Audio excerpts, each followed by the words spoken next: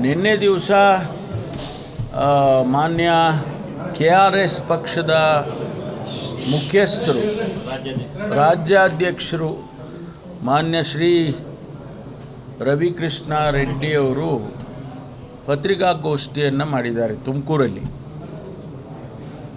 ಅವರಿಗೆ ಪಾಪ ನನಗನ್ಸುತ್ತೆ ಮಾಹಿತಿಯ ಕೊರತೆ, ಅದರಲ್ಲಿ ನಾನು ನೋಡಿದೆ, ಅವರ ಪತ್ರಿಕಾಗೋಷ್ಠಿಯನ್ನು ನೋಡಿದೆ, ಮಾಹಿತಿ ಕೊರತೆ ಬಹಳಷ್ಟು ಇದ್ದಂಗೆ ಕಾಣುತ್ತೆ.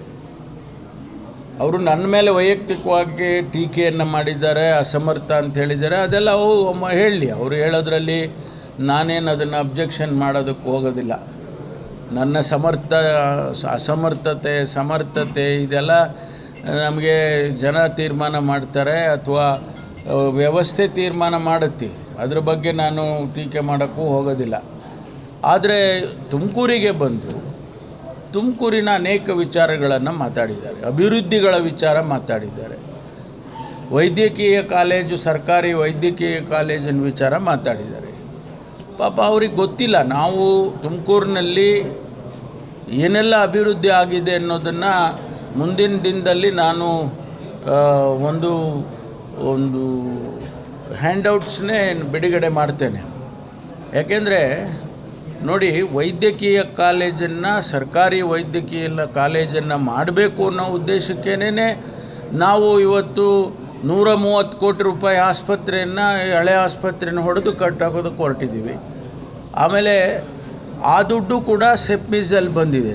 ಏನೋ ಅವರು ಹೇಳಿದ್ದಾರೆ, ಅದನ್ನು ಹಣನೇ ಉಪಯೋಗ ಮಾಡಿಲ್ಲ ಅಂತ ಹೇಳಿದ್ದಾರೆ. ಆಮೇಲೆ 3 ತಾಲೂಕು, ಚಿಕ್ಕನಾಯಕನಹಳ್ಳಿ, ಆಮೇಲೆ ತಿಪ್ಟೂರು, ಗುಬ್ಬಿ, 3 ಮೈನಿಂಗ್ ತಾಲೂಕು ಅಂತ.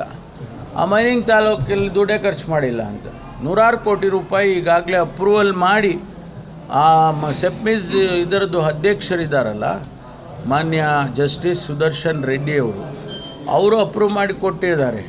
ಆ ಕೆಲಸಗಳು ನಡೀತಾ ಇದೆ. ಅದು ಆಯಾಯ ಕ್ಷೇತ್ರದ ಶಾಸಕರೇ ತೀರ್ಮಾನ ಮಾಡಿದ್ದಾರೆ, ನಮ್ಮ ಕ್ಷೇತ್ರಕ್ಕೆ ಏನು ಬೇಕು ಅನ್ನೋದನ್ನು ತೀರ್ಮಾನ ಮಾಡಿದ್ದಾರೆ. ಆ ಗೈಡ್ಲೈನ್ಸ್ ಕೊಟ್ಟಿದ್ದಾರೆ ಅವರು.